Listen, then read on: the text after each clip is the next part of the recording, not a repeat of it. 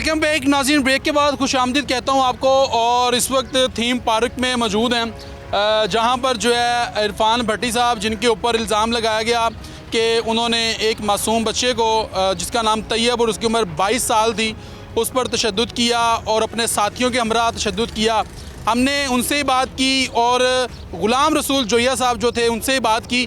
इस वक्त theme park के जो लोग हैं, रिहायशी लोग हैं, वो भी मेरे साथ मौजूद हैं। इनसे बात करते हैं और इनसे पूछते हैं कि ये क्या मामला चल रहे हैं और ये लोग इसके बारे में क्या कहना चाहेंगे। अस्सलाम वालेकुम जी। वालेकुम अस्सलाम। क्या हाल है आपके? खैरियत से हैं? सेहत खैरियत अच्छी है ठीक, बिल्कुल अल्लाह का है। क्या मामला चल रहे हैं जनाब? ये तो यहाँ पर तशद्दुद हो रहे हैं और बताया जा रहा है कि यहाँ पर कब्ज़ा ग्रुप रहते हैं। क्या मामला है?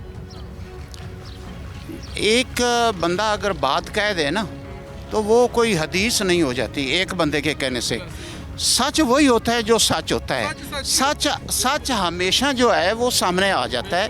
आपको मैं चैलेंज करता हूँ कि ये थीम पार्क का एरिया है, आप किसी गली में जाएं, ये पूछ लें कि यहाँ पे माफिया कौन है, लोग आपको खुद बता देंगे माफिया कौन है, आपको पता चल जाएगा।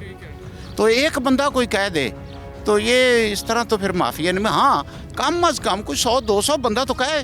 जो माफिया वो तो छुपा हुआ तो नहीं होता, माफिया कोई अंडरग्राउंड नहीं होता। माफिया का हर बंदे को इल्म होता है। आजकल तो मीडिया का दौर है। तो माफिया ख़त्म हो गए, अब तो डॉन है ही नहीं है। डीआईजी साहब कहते हैं बताएं डॉन कहाँ पे है, मैं पकड़ के ले आता हूँ। अब तो डॉन रहे ही नहीं है ना, अब तो हालात बदल चुके हैं। बिल्कुल बदल चुके हैं और हमें भी ये इस पे उम्मीद है कि इंशाल्लाह ये कहते हैं तो ये माफिया को, जो माफिया है उसको लगाम डालेंगे। और हुकूमत पंजाब जो है माफिया को लगाम डाल रही है और डालेगी। सच तो सामने आना है। ये तो नहीं है कि एक बंदा कह दे, कोई एक पे FIR करा दे 1/3 बंदा, तो वो छुपा रहेगा। अदालत में भी जाना है, दोनों फरीकों ने थाने SHO के सामने भी बैठना है, तफ्तीशी के सामने भी बैठना है। सच तो सामने आएगा जी, ज़रूर आएगा। और वो दूध होगा और पानी होगा। ये जो तैयब बच्चा है, जानते हैं आप उसे? बिल्कुल जानता हूँ, क्यों नहीं जानता। तशद्दुद किया गया उस पर और उसके लवाहिकीन रो के उनका बुरा हाल है। वो कहते हैं यार हम पे बड़ी ज़्यादती की गई है, तो हमारे बच्चे पे तशद्दुद किया गया है। ये क्या मामला है, इसके बारे में बताएं। ये आप सही कहते हैं जी, तशद्दुद किसी जगह पे भी नहीं होना चाहिए। अब ये दुनिया बदल गई है कि एक बंदे को यरगमाल बना के और किसी को इस तरह तशद्दुद किया जाए, तो ये बिल्कुल कानून की और हुकूमत की ये वायलेशन है। कानून को हाथ में लिया जा रहा है, ये नहीं लेना चाहिए।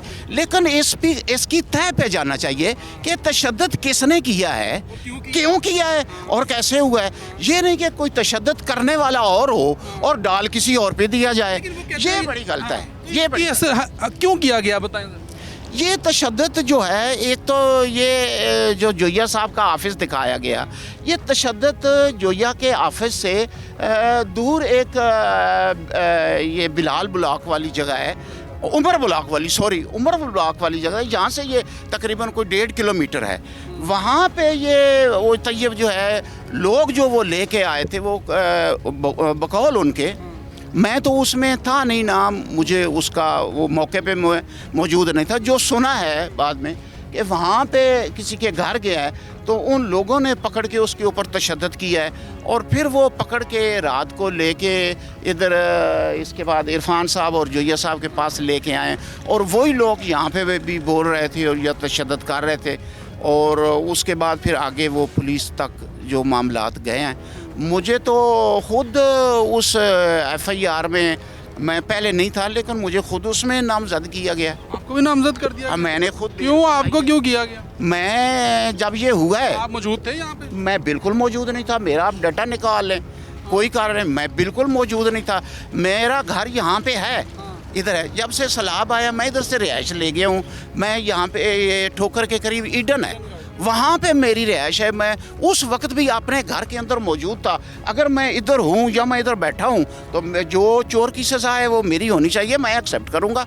और मैंने जब काम नहीं किया और मेरे ऊपर क्यों मुझे उस FIR में नामजद किया गया, मैं तो अपनी उसमें सच्चाई बयान भी करूँगा और आगे जो वक्त हाकम है उनसे भी बात करूँगा और मिलूँगा और बात भी बताऊँगा। हमने तो ये जब सैलाब आया है तकरीबन 1.5 माह मैं जंगल में बैठा रहा हूँ। ये पूरी थीम पार्क को पता है, मेरा नाम लें आप, किसी से पूछें। गौर आप समझते हैं कि ये इरफान भट्टी साहब और गुलाम रसूल जोया साहब जो हैं उनको सज़ा मिल रही है कि जो लोगों की हक और सच की आवाज़ बुलंद करते हैं? बिल्कुल ये सज़ा मिल रही है जी, बिल्कुल सज़ा मिल रही है। आप किसी गली में जाएं, पूछें लोगों से कि, और हर बंदा आपको कहेगा कि इरफान साहब को और जोया साहब को ये सज़ा मिल रही है जो सैलाब के दौरान लोगों को इस आबादी के अंदर बहाल किया है, और ये इनको सज़ा मिल रही है। ये क्यों हुआ है? ये तो उस वक्त कहते थे जो ऑनर है इसका तो कोई उस दौरान कोई बंदा नहीं था, ये ऐसी बैठा है रायविंड में, आप उससे पूछ लें, आप उससे ऊपर जाएं, डीसी साहब से पूछ लें, आप कमिश्नर साहबा से पूछ लें, और मेरा भी उनसे पूछ लें। ये भी मैं कहता हूँ, मेरा भी उनसे पूछ लें। आपको वो मरियम खान साहबा कहेंगी कि ये किधर रहा है, इसने कितना गवर्नमेंट के साथ मिलकर काम किया है, और डीसी साहब भी कहेगा और एसी साहब भी कहेगा। ये लोग खड़े हैं, आबादी के खड़े हैं, इनसे आप पूछ क्या हाल है, खैरियत से? अल्हम्दुलिल्लाह सर, शुक्र। भाईजान ये गुलाम रसूल जोया साहब जो हैं और इरफान भट्टी साहब जो हैं, लोग बता रहे हैं कि वो तो यहाँ पर फ्लाई काम करते हैं और यहाँ पर उनके खिलाफ ही मुकदमे दर्ज किए जा रहे हैं, और बताया जा रहा है कि वो तशद्दुद किया है बच्चे के ऊपर। ये क्या मामला है? अच्छा सर, इस मामले की तह तक पहुंचने के लिए ना हमें थोड़ा सा पीछे जाना पड़ेगा, जहाँ से ये मामला शुरू हुए। असल में आप ये देखें 2026 चल रहा है, आजकल कोई गांव ऐसा नहीं है कि जहाँ पर लाइट ना हो, जहाँ पे बुनियादी सहूलतें ना हो। सही है। यहाँ पर ये थीम पार्क है, 2026 है, मरियम नवाज़ के घर के करीब ये सोसाइटी है। इनलीगल काटी गई, और काटने वाला कौन था? एक कांस्टेबल, पुलिस का मुलाजम। उसने इतनी रकम यहाँ से इकट्ठी की, इतनी छापी, आपको घर देखे जाके महल्लात खड़े कर लिए हैं, गरीबों को लूट लूट के। एक एक प्लाट उसने 5-5 लोगों को सेल किया। जब ऐसा होना शुरू हुआ तो यहाँ पर कुछ दोस्त, 4 दोस्त इकट्ठे हुए कि यार ये जुल्म हो रहा है, इनके ख़िलाफ़ हम उठें। उठने के लिए सबसे पहले इरफान भट्टी साहब सामने आए। उसके पास उनके साथ काफ़िला मिलता गया, दोस्त मिलते गए। ठीक है जी। जब इरफान भट्टी साहब और दीगर दोस्त सारे हाजी खुशी के पास गए, ये आप जुल्म कर रहे हो, तब से वो इनकी नज़रों में आ गया बंदा। अब कोई भी मामला होता है, उनकी कोशिश होती है इनको फंसाए। हमारा सबसे बड़ा एहतजाज प्रेस क्लब हमने किया, ठीक है। उसके बाद हम वाइट हाउस गए, यहाँ पर मुतअद्दिद बार हमने यहाँ पर ना प्रेस वो मीडिया के सामने एहतजाज किया हुआ। आज तक वो खुशी मोहम्मद पूरी सोसाइटी के लोगों को लूट के बैठा हुआ है, एक लाइट नहीं ला सका। वो इधर इनलीगल सोसाइटी है, जहाँ पर लाइट आ नहीं सकती।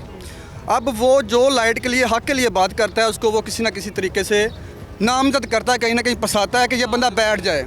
अब कोई बंदा उसकी बात मान के बैठ जाता है तो वो तो उसका राइट हैंड हो गया, और कई लोग बैठे भी हैं। यानी कि ये आपके कहने का मकसद ये है कि ये जो इरफान भट्टी साहब हैं और ये गुलाम रसूल जोया साहब जो हैं, इन्होंने लोगों की हक की आवाज़ बुलंद की, जो यहाँ पर बुनियादी सहूलियात हैं उसके हवाले से बात की, और उसकी सज़ा उनको पर्चों की सूरत में भुगतनी मिल रही है सर। झूठे इल्ज़ाम लगाए जा रहे हैं, झूठे इल्ज़ाम लगाए जा रहे हैं, और ये वाक़या कहीं और होता है, तशद्दुद कहीं और होता है। यहाँ पर आते हैं लोग लेके कि यार भाई असल में मामला ये है कि इरफान भट्टी साहब लोगों की फलाह के लिए काम करते हैं और फ़ीस बिल्ला करते हैं। ठीक है, कोई किसी से 1 रुपया आज तक कोई बंदा खड़ा कर दे, मैंने 10 रुपये भी दिए हैं। ठीक है, ये लोग खुद से पैसे डालते हैं, एक तंजीम पे 10-15 लोग बैठे हुए हैं। ये कोई गरीब दोस्त या कोई मज़दूर या किसी को मसला मसाइल होता है, ये अपने पास से हल करते हैं। उस वक्त जब ये वाक़या हुआ, वो लोग इनके पास लेके आए कि ये घर से पकड़ा गया लड़का, ठीक है, इसको बताएं अब क्या करें। उससे पहले तशद्दुद उसके ऊपर हो चुका था और ये पब्लिक ने किया था। वो इनके पास लेके आए, जो वीडियो वायरल हुई है, ये देखे उसके अंदर, उसके ऊपर तशद्दुद इन्होंने नहीं किया, ये बल्कि उनको बचा रहे हैं कि भाई इनके ऊपर तशद्दुद ना करें, इसको पुलिस के हवाले करें। वो जो वीडियो वायरल हुई हैं वो उन लड़कों ने खुद ही बनाई थी जो तशद्दुद कर रहे थे। ठीक है, वो वीडियो जब उनको थाने में लेके गए, उल्टा बजाय इनको दाद रस्सी करने के लिए चोर को पकड़ा है, कि जालिम को पकड़ा, किसी औरत की इज्जत लूटने गया था घर किसी के अंदर, और वो औरत भी FIR वो दरख्वास्त लेके गई है, उसकी भी नहीं सुनेगी, क्योंकि असल में माल चलता है भाई मेरे, ये पाकिस्तान के अंदर माल चलता है। जिसके पास माल है ना वो सब कुछ कर सकता है।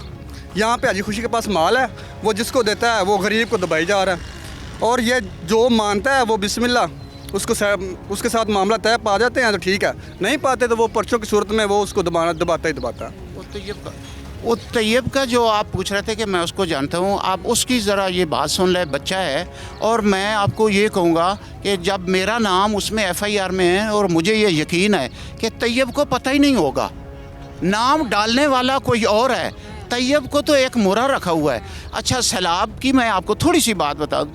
तैयब जो बच्चा है उसका एक कज़न था अरसलान, वो सैलाब की नज़र हो गया था। घर जाते हुए रास्ते में, अपने घर जाते हुए सैलाब की नज़र हो गया, वो डूब गया। हमने ये जो 10-15 बंदे थे, हमने उसके कफन दफन का पूरे का बंदोबस्त किया। वो फैसलाबाद में ले गए, आप रिकॉर्ड पे है, ये सारे थीम पार्क से पूछ ले। हमने एम्बुलेंस का पैसा भी हमने अपने पल्ले से पे किया। उस दिन शाम को जितने मेहमान थे उनका खाना भी हमने बनाया। फिर कुल वाले ख़त्म वाले दिन हमने उनसे पूछा कि को आपके पास चीज़ें, गरीब लोग हैं वो, उसका कज़न जो है, उसकी वालदा है, आप उसका बच्चे का अरसलान का फौत हुआ था, बीवी है उसकी। और फिर कुल वाले दिन भी उन्होंने हमें कहा कि 150 बंदे का खाना दे। मैं खाना बनवा के और ये मैं बंदे लेके वहाँ पे खाना लेके गया और उन बंदों को खिलाया। और यहाँ पे जहाँ पे खड़े हैं, यहाँ पे एम्बुलेंस ला के और यहाँ पे जनाजा पढ़ के और एम्बुलेंस को किराया दे के और रास्ते का ख़र्चा दे के और उनको भेजा। फिर उसके बाद जब वो आ गए, फिर मैं एसी साहब को उनके घर लेके गया कि सर ये गरीब लोग हैं, इनका ये बच्चा डूब गया, इसकी ये बीवी है और इसके 2 बच्चे हैं, सर इसकी दाद रसी की जाए। और एसी साहब ने आर्डर किया पटवारी को और तहसीलदार को वहाँ पे, और एसी साहब ने भी अपनी तरफ से जो वो कर सकते थे उनकी मदद की। मेरे साथ मैं खुद फातिहा खानी भी की और उनकी मदद भी की।